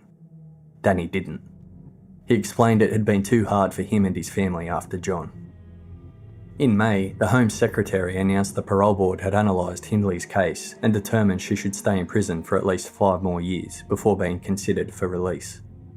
Hindley sent a letter to him and called him a mental executioner, as well as saying that her religious beliefs were the only thing that kept her from taking her own life at that moment. Then, in June 1985, there was breaking news. Fred Harrison, a reporter, broke the story that Ian Brady had confessed to the murders of Pauline Reade and Keith Bennett. Brady was now in Gartree Prison, located in Market Harborough, Leicestershire. In his cell, he only had a bed, a table, a chair and a bucket, and during the nights he would sleep on the chair and guards would hear him scream or cursing. He said he was hearing voices and would often require sedation. Since 1983, Brady had been corresponding with Harrison, and by the end of '84, he allowed him to visit. When talking about the crimes, Brady declared them the acts of a madman. He said he didn't deserve sympathy and didn't seek it, that he wanted to spend the rest of his life in prison. When Hindley heard the news Brady had confessed to Pauline and Keith's murders, she was so affected that she ended up in prison hospital, taking tranquilizers and rejecting any food. Another person who heard the news was the head of the Greater Manchester Criminal Investigation Division, Detective Chief Superintendent Peter Topping. Along with 2 other detectives, he went to see Brady, but Brady was in no state to speak. He was diagnosed with acute paranoia and schizophrenia and moved to a high-security psychiatric unit, Park Lane, in Liverpool. When the news came out, Anne West, Leslie's mother, threatened to go and dig up the moor herself. In early 1986, she announced that she had written to Brady, asking him to meet with her. She wanted to convince him to tell the truth and reveal the remaining burial sites, but the authorities didn't believe it was a good idea. Brady didn't like the idea either. Anne wasn't the only person who had written to him. Keith's mother, Winnie Johnson, had as well. Brady admitted he'd gotten both letters, but that he was afraid of reading them and that he couldn't imagine how a meeting would go. In April, he did end up writing back to Anne, and assured her he would never seek parole and that he felt remorse. In addition, he let her know that for the past 18 years he'd been doing work with Braille, and that even though he couldn't balance the past, he was at least doing something positive and useful. He never wrote back to Winnie Johnson. Winnie tried writing to Hindley as well. She said, "Please, I beg of you, tell me what happened to Keith. My heart tells me you know, and I am on bended knees begging you to end this torture and finally put my mind at rest. Please, Miss Hindley, help me." When reading the letter, Hindley cried and was unable to speak for a while. When she got her voice back, she said, "I wish I did know something. I could at least then put the poor woman out of her misery." On November 3rd, she wrote to Timms and told him that she didn't have any guilty secrets, so she wondered if she should reply to Winnie. Hindley said, "For the sake of this poor demented woman, the awful tragedy is that I cannot help her in any way. If I could, I would. I swear this, as God is my judge. I'd even be willing to contact the police and ask them to take me to those awful moors, but those moors are so vast, I wouldn't know where to start, or even what I was looking for." Timms told her not to reply, and when Winnie insisted for a meeting, he advised Hindley not to meet her. On November 17th, Timms visited Hindley, and while they were discussing the letter, Peter Topping appeared. He asked her to talk, and Hindley agreed, but on the condition that Timms would be present. Topping asked her if she'd be willing to look at maps and photographs. Hindley agreed. On November 18th, Topping returned, and as he studied Hindley, he realised she gave special attention to the photographs that were believed to be taken at Hollandbrown Knoll and Shiny Brook, the stream at Wessendon Head. The 2 places were already marked and were being searched. Topping hadn't revealed it to anyone, but he was already searching them all. The search consisted of 1 man and his dog going over 2 selected spots. One was Hollandbrown Knoll, since it was the logical place to start given 2 bodies had already been found there, and the other was Hoe Grain, located 3 kilometres away in Wessendon Head. Hoe Grain went as a vertical stream into Shiny Brook. After looking at the pictures and maps, Hindley issued a statement through her solicitor saying she helped Manchester Police with their new search on the moor and pointed out places that were of particular interest to Brady. On November 20th, 1986, a full team started searching the moor. The team was led by Topping. Asta wrote to Hindley and told her that with Timms and Lord Longford, They discussed her case, and they all agreed that her problems were with public opinion and not with the law. He recommended setting Timms as her spokesperson. Topping tried talking to Brady again. Brady was doing better, but he refused to help. The Home Secretary granted permission to take Hindley to the moor if necessary, and the media had already started speculating about a visit. It was rumoured that a clear photo of her at the moor might be worth as much as £20,000. On the morning of December 16, 1986, Hindley was awoken in her cell and driven to Kent Police Headquarters in Maidstone. From there, she boarded a helicopter with her solicitor and 2 police officers, and at 8:30am, they arrived at the moor. She was handed a jacket, sandwiches and a hot drink, and then she was driven to Shiny Brook. However, a Member of Parliament had leaked news of the visit, and in order to escape the press, Topping took Hindley on an alternate route that she'd never seen, because it was built after her arrest. She told Topping she was finding it hard to get her bearings, and at midday she suggested entering from a spot she was more familiar with. As they got there, media helicopters started circling, and Hindley broke down in tears. She pointed out some spots and spoke about a hill, but couldn't give any clear details. They then drove to Holland-Brown Knoll. They took Hindley to the area where John and Leslie's burial sites were found, but as they stood there, Hindley said she didn't know where the previous burial sites were, and for that reason, she couldn't know where any other burial sites could be. At 3pm, she was put back on the helicopter and taken back to prison.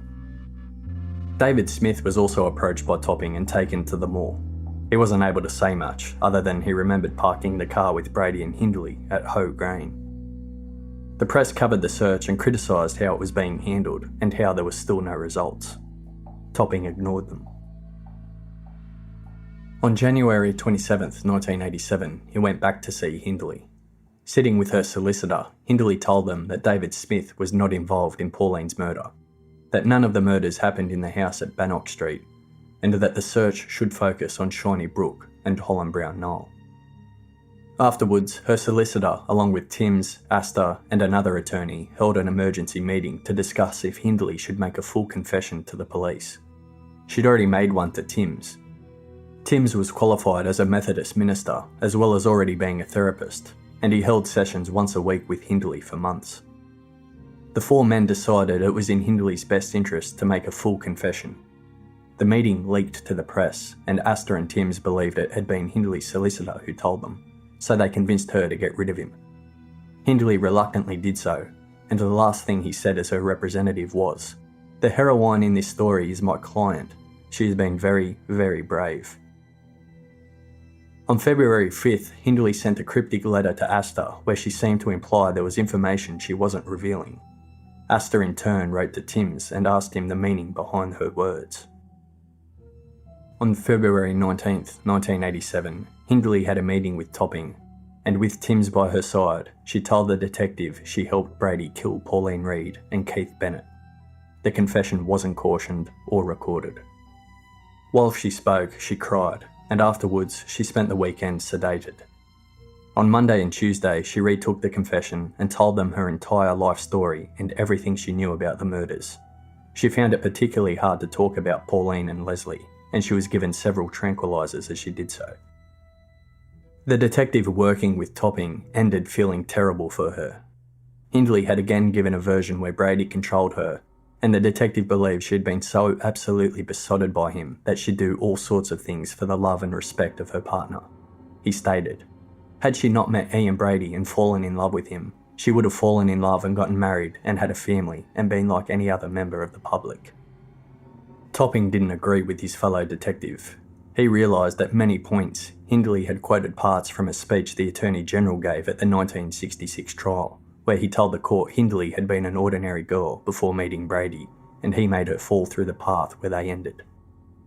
Topping stated, her reference to this document made me realise that her confession was being carefully controlled. She also spoke in a very, almost too organised way when describing the killings.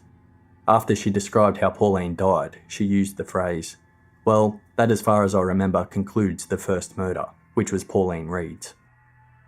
Topping asked her, like other detectives had before, if the photographs were markers for the burial sites. Her answer was no. She denied knowing about any other murders, and at the end, Topping had mixed feelings. He felt what he'd seen and heard was a great performance, rather than a genuine confession. When they finished, Hindley returned to her cell and a moment later called Timms to tell him she was ready to go on the record. He begged her not to, but Hindley responded, "No, I should have done this 20 years ago." Timms then called Topping, and for 2 days Hindley went over her confession again.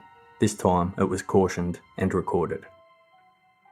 As a result of her confession, the Home Office cancelled her counselling sessions with Timms.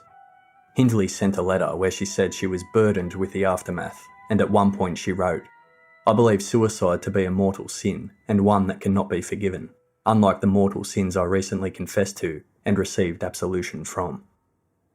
Topping went to see Brady and told him that Hindley had made a full and complete confession.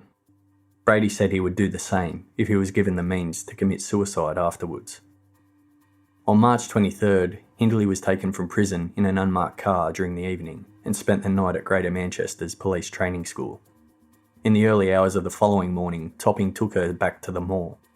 They first went to Hoe Grain, and after lunch they travelled 3 kilometres to Holland Brown Knoll. Hindley showed excitement and told Topping he was looking in all the right places. At Holland Brown Knoll, she said her and Brady had hidden a metal box, but she wasn't able to point at any specific place. She also didn't say what the box contained. On April 15th, she wrote to the authorities and told them she didn't want to be considered for parole in 1990 and that she was concentrating on writing her autobiography. She'd started writing it at the end of 1985, after Timms suggested the idea. In November that year, they approached an author to co-write the book with Hindley, but Hindley decided she wanted to do it on her own. After that, they contacted an agent and a deal was made. They agreed on a sum of £100,000, 70% of which would go to charity, while the other 30% would go to her mother Nellie. For charity, Hindley wanted the funds to go to the National Society for the Prevention of Cruelty to Children, but her advisors told her it wouldn't be the best idea, so she decided to choose the National Council for Civil Liberties instead. The Home Office approved the deal and she began working, delivering the book in instalments to Asta. About her book, Hindley stated, "I hope that in some way what I am able to relate will enable a wiser understanding of the awful complexities surrounding the abuse of children." In April, the news about her confession came out and it caused media discussions all over again. Keith Bennett's mum, Winnie Johnson, wrote to her, and this time Hindley responded, thanking her for the previous letters and telling her that if she'd only written to her 14 years before, she would have been able to help, because 14 years prior is when Hindley was still talking to Brady. Pauline and Keith's families wanted a new trial, as Hindley and Brady had only been convicted of Edward, Leslie and John's murders.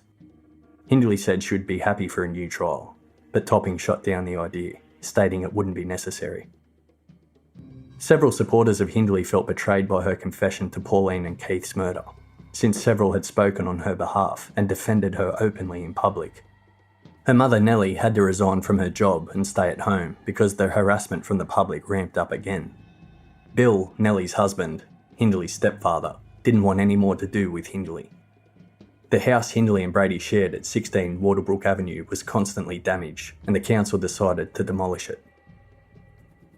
Hindley took another step when she wrote an open letter to the BBC where she asked Brady to cooperate and give a full confession to the police, just like she had.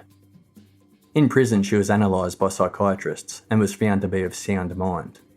Hindley herself said confessing everything had unleashed 1,000 demons that hadn't left her since the murders. She also felt haunted by not talking earlier. The psychiatrists believe what Hindley was looking for with the confession had more to do with her remaining in the public eye than anything else. Brady did cooperate with the police. He didn't give a full confession, but he spoke, and in return he asked for what he called a human week, which meant being able to eat and drink whatever he wanted, as well as being able to watch old films, such as Gone with the Wind. One point he insisted on was the fact that Hindley knew very well where the burial sites were, and she was purposefully choosing not to tell them. During May, there were torrential rains at the mall and the excavated areas at Hoe Grain were flooded. The search moved to the higher areas of Holland Brown Knoll and stayed close to Leslie's grave, but far from the road, since Hindley had described Pauline's body as lying on the grass and that seemed to suggest the place had to be deeper into the moor. On June 17th, Topping called Hindley and pressured her to try and remember more details about Pauline's burial site. Hindley told him that she now remembered Pauline wasn't so close to the gas pipeline and was further back from Leslie. She added that when she stood next to her, she was able to see the rocks at Hollandbrow Knoll outlined in the sky. On July 1st, 1987, towards the end of the day, the team of searchers were walking through the grass when they noticed a change in vegetation. They started carefully digging, and after a few minutes, they found a white shoe. The team left everything as it was and called Topping to come to the moor. They continued digging and found the remains of Pauline Reade, almost perfectly preserved. Like Leslie, she was lying on her side, and her knees were bent up towards her chest, with her left arm crossing her front and her right arm resting by her side. The foot that was missing a shoe was better preserved than the covered one. Her clothes were opened and dishevelled, and once more, the detectives had no doubt as to what had happened to her. Topping went to see Amos Reade and gave him the news. He didn't say much, other than he was sorry that his wife Joan was in psychiatric care. Topping called Winnie Johnson and told her a body had been found, but it wasn't Keith's. She started crying on the phone, and Topping told her he would continue searching. Hindley read the news the next day, and Brady was visited by Topping. Brady told him it was funny how long the police had been close to Pauline's burial site without knowing. On July 3rd, Topping took Brady to the moor. They went to Hograin first, just like they had with Hindley. Brady started walking on and off through different places, not really stopping anywhere. When he got to the meeting point between Hograin and Shiny Brook, Brady finally pointed at a slope and said he'd hidden a spade in that particular spot. The police dug and found nothing. Then Brady climbed onto a high rock. Topping went after him, believing Brady wanted to throw himself off. However, Brady told him he just wanted to enjoy the view. When they returned, Topping came to the conclusion that the visit only benefited Brady. Not long after, Brady sent a letter to the BBC claiming he'd killed 5 more people. The police investigated, but it led nowhere. Topping still visited Brady often, trying to get information out of him. Brady told him he was ashamed of what he'd done, and he didn't want to discuss how he killed the children. He had blocks in his mind, and he didn't want to remove them because he was afraid of what might happen if he did so. Topping tried speaking with Maggie, Brady's mother, to see if perhaps she knew something, but she didn't. She struggled every day to understand what had gone wrong with her son. On August 4th, Topping went to see Hindley again. He hadn't communicated with her since they found Pauline, and Hindley felt offended. She also complained at how long it took to find Pauline, when she felt she'd given very clear directions. On August 7th, 1987, Pauline was buried in Gorton Cemetery. Her mother Joan was heavily sedated at the psychiatric hospital where she was still under care, and was escorted to the burial with 2 nurses. Hundreds were there to pay their respects, and among them were Leslie's mother, Anne West, along with most of the Kilbride family. On August 24th, the search of the moor was cancelled. Topping promised Winnie Johnson that if significant information arose, they would resume the search for Keith. Topping stayed in close contact with Brady and Hindley, and in December he took Brady to the moor for a second time. Once again, it led nowhere. Brady suggested that he should meet with Hindley to discuss where Keith could be. Topping told him that wouldn't be happening.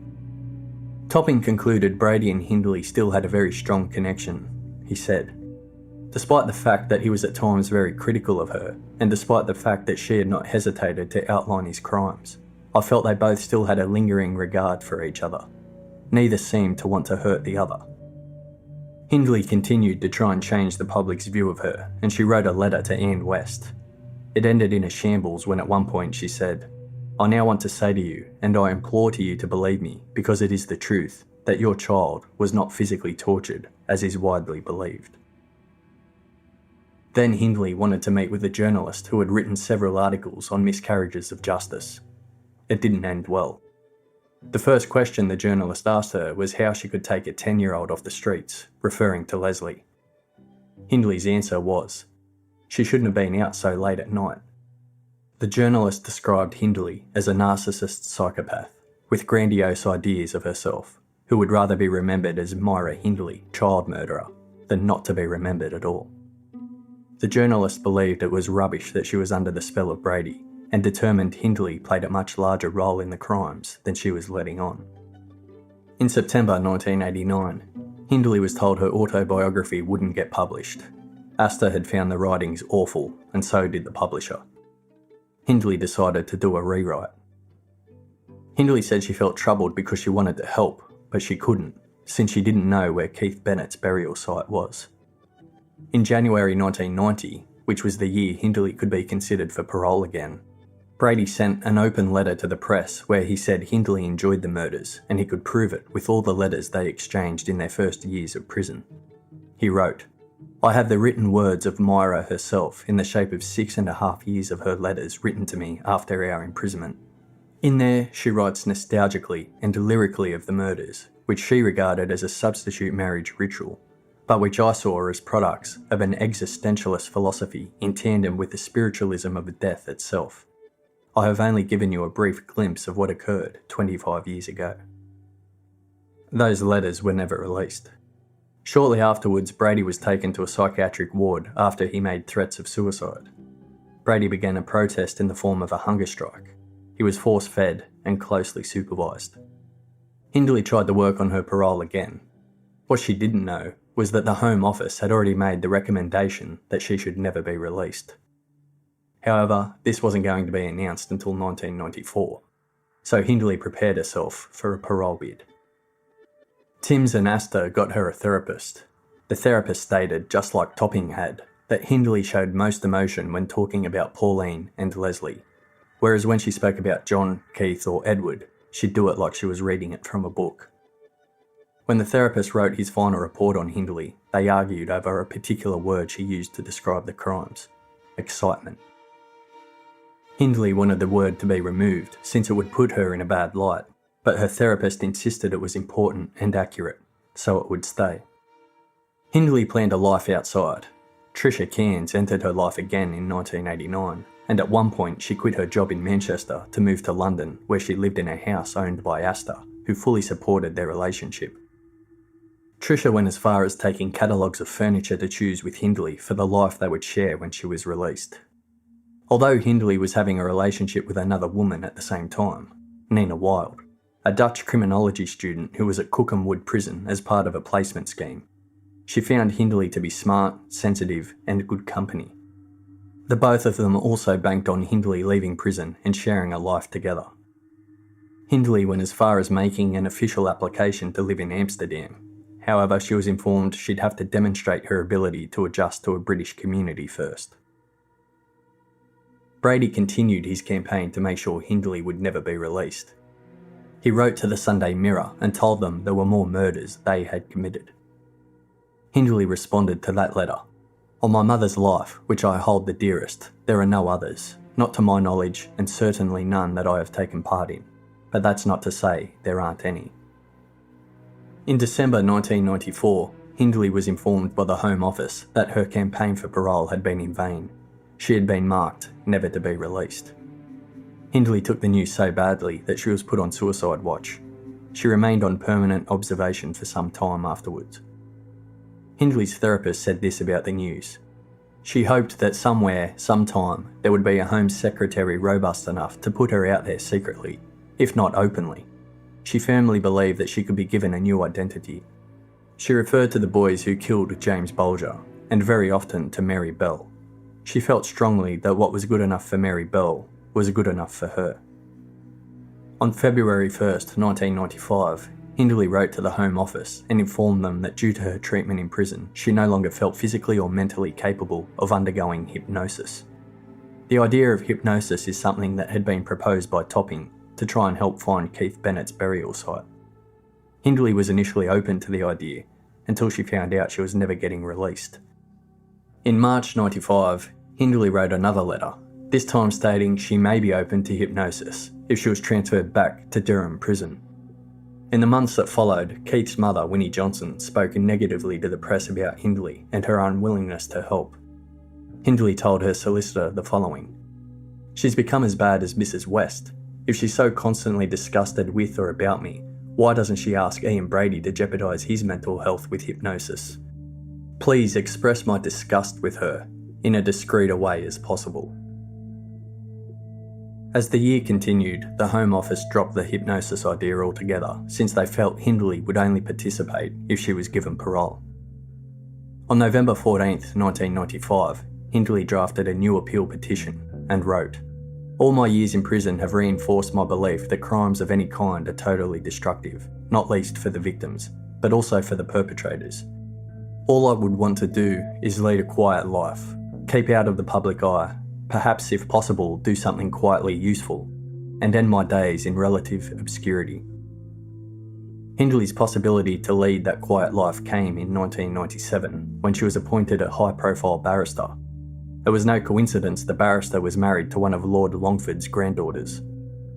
He applied for a judicial review in Hindley's case. The media was all over the story.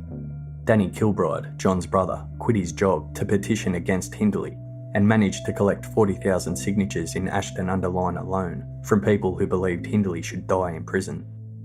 On December 18, 1997, the Divisional Court dismissed the appeal. In early 1998, Hindley was transferred to High Point, a medium security prison in Suffolk. That same year, she wrote an open letter to the press where she gave a whole new version about the crimes and her relationship with Brady. She stated her relationship with Brady was an abusive one, where Brady would threaten, rape, and hit her. She said she was always covered in bruises and bite marks. As an explanation as to why she helped Brady with the crimes, she said Brady drugged her and took pornographic pictures of her, which he threatened to show everyone she knew if she didn't help him. The pictures did exist. They'd been found during the police investigation. They showed Hindley in crotchless black pants and her and Brady having sex with white hoods that covered their faces.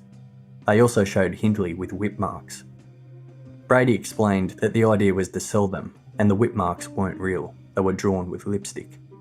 He said the photos were taken consensually. Hindley said that Brady had also drugged her gran on one occasion and threatened that the next time it would be her sister, then her mother, and so on, unless she helped. Hindley said she applied for a job in the Navy in Germany to escape Brady, but in the end she stayed, since she felt she had no choice. She named many other instances of physical and verbal abuse and concluded the following about Pauline Reade. "I knew I had a choice. I could either just wave at Pauline and drive past her, in which case she would have lived and I would have had to endure the consequences of Brady's rage. This all happened in split seconds. I looked at Pauline and saw my sister there, and my gran, and my mum. I made the choice of having to sacrifice Pauline so that my own family would be safe. I felt sick with fear and self-loathing as I asked her if she wanted a lift. She readily accepted, and I opened the passenger door to the car for her to get in. She claimed that after the killing of Pauline, Brady told Hindley she would end up in the grave with her if she tried to back out.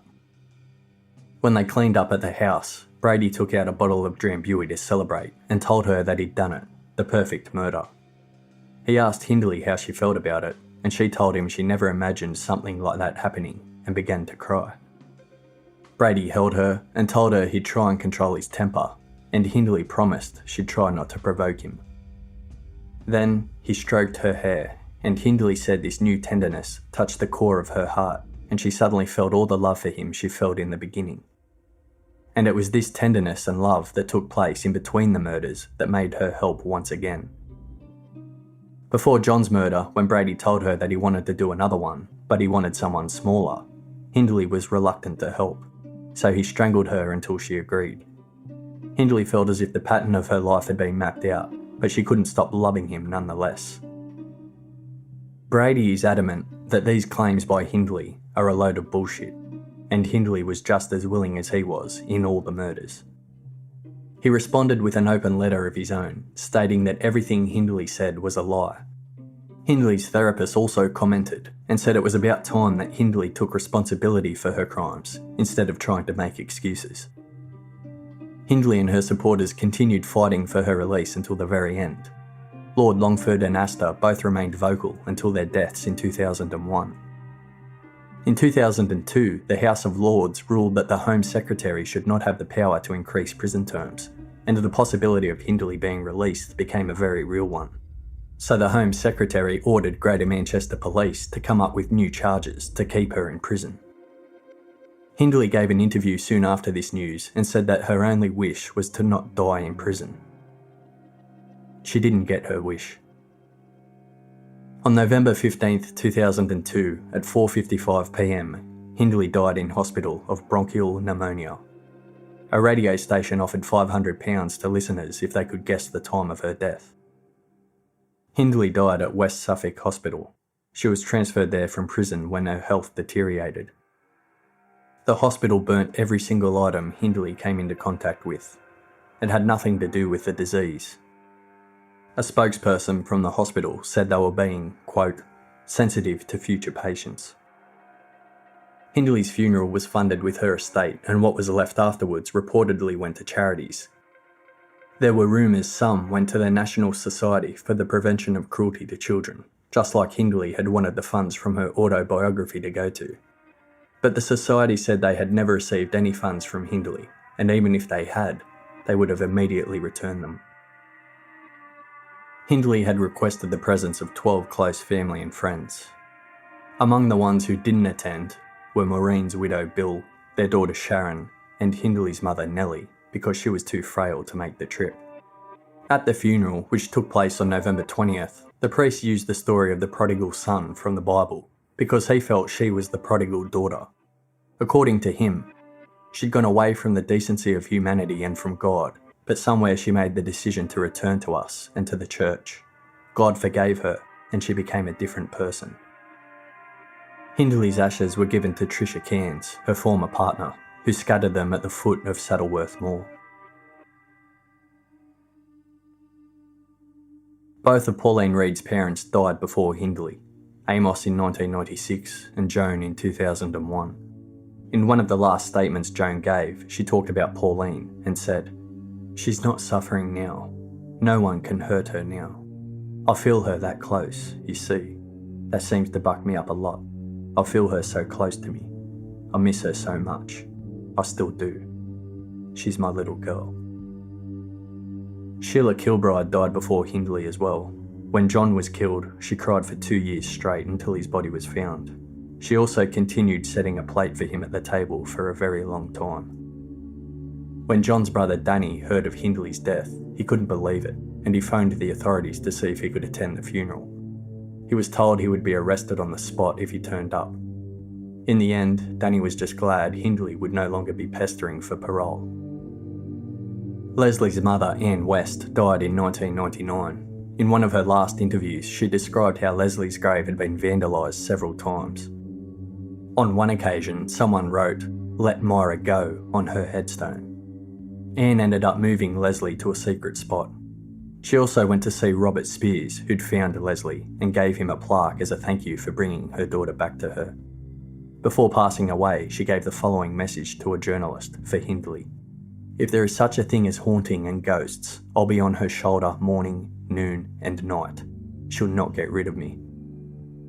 Edward Evans' family stayed away from the press ever since the trial back in 1966. Winnie Johnson cried when Hindley died and said, quote, "At every opportunity I begged Hindley to tell me exactly where Keith's grave was. But, in my heart, I knew she was a wicked sadist who would never tell and would take her terrible secret to the grave." David Smith moved to Ireland with Mary in 1994 to start a new life. They continued to face the wrath of the public and press over the years. David said this wrath is what led to the destruction of him and Maureen, but with Mary, it made them stronger. When he found out Hindley died, he felt relief. Mary, on the other hand, cried because she believed the entire media and public outcry would start all over again. Brady saw the news from Ashworth Hospital, where he was being kept in the psychiatric ward. When he heard, he remained sitting still and stared at the television with an expressionless face.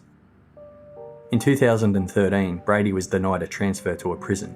He's been trying for years to be moved to a prison in Scotland because he wouldn't get force-fed there. His wish is to die of starvation. In 2003, the search for Keith in the moors resumed, under the name Operation Maida. Detectives visited Brady, but like before, it led nowhere. They searched mostly at Shiny Brook, using the information from the previous searches and Brady's photographs. After a few years, the operation came to an end. In 2012, a broken spade was found, believed to be related to the burial of Keith. And recently, a double-barrelled shotgun was found, with gun cartridges, lengths of rope, plastic sheeting, a motorcycle glove, and a hunting knife, under rocks in Saddleworth Moor. David Smith died in 2012, aged 64. He was vilified throughout his entire life, but as one detective put it, he was a bit of a rum customer, but if it hadn't been for Smith, more children would have been killed. Evans would have ended up on the moor, and we would never have been any wiser. One of the last statements David Smith gave was at Saddleworth Moor, and it was directed at Brady. He said, "No one should lie in an unmarked grave. Do you understand what I'm saying? No child should be without a headstone when they die. The very least you can give them is that, somewhere for their family to visit. A stretch of bleak field with no one knowing they're there. It isn't right. I think you understand. I hope you do." Keith's mother, Winnie Johnson, died in 2012. After her death, Keith's brother Alan wrote the following on his website, searchingforkeith.com. "As far as I'm concerned, until Keith is found, then he is still in the possession of Brady and Hindley. Our fear as a family is that now my mother is no longer with us, this may be seen by the police and the media as some sort of closure to the case. This must not be allowed to happen, both out of respect for Keith and my mother's memory, and for those who love them both." Police are still hopeful they will find Keith. Over the years, some detectives have described Brady's attention to detail and cleaning up forensic evidence put him as much as 20 years ahead of his time. For many years, the name Myra was banned in the UK. Not officially, of course, but mothers refused to name their daughters Myra because of the public outrage Hindley caused. In 2001, Brady published The Gates of Janus, a book about the psychology behind serial killers. In order to illustrate how a person feels about the crime they committed, he quoted a poem by W.H. Auden called The Two. Many believe Brady used this poem to describe himself and Hindley. The Two by W.H. Auden. "You are the town and we are the clock. We are the guardians of the gate in the rock, the two. On your left and on your right, in the day and in the night, we are watching you. Wiser not to ask just what has occurred to them who disobeyed our word. To those we were the whirlpool, we were the reef, we were the formal nightmare, grief and the unlucky rose. Climb up the crane, learn the sailor's words, when the ships from the islands laden with birds come in. Tell your stories of fishing and other men's wives, the expansive moments of constricted lives in the lighted inn. But do not imagine we do not know, nor that what you hide with such care won't show at a glance. Nothing is done, nothing is said, but don't make the mistake of believing us dead. I shouldn't dance. We're afraid in that case you'll have a fall. We've been watching you over the garden wall for hours. The sky is darkening like a stain. Something is going to fall like rain, and it won't be flowers. When the green field comes off like a lid, revealing what was much better hid, unpleasant. And look behind you without a sound, the woods have come up and are standing round, in deadly crescent. The bolt is sliding in its groove. Outside the window is the black removers van. And now with sudden swift emergence, come the women in dark glasses and humpback surgeons, and the scissors man. This might happen any day, so be careful what you say or do. Be clean, be tidy, oil the lock, trim the garden, wind the clock. Remember the two. Brady's former psychiatrist, Professor Malcolm McCulloch, has suggested that when Brady was taken to the moors in 1987, in an attempt to find Keith's body, it could have been nothing more than an attempt by Brady to exercise further control over his victims' families, and that it's more than possible Brady checked on the gravesite while he was there but didn't point it out. McCulloch said, quote, "Final control is possession of the body. I know. You don't know. You want to know. And I'm not going to tell you.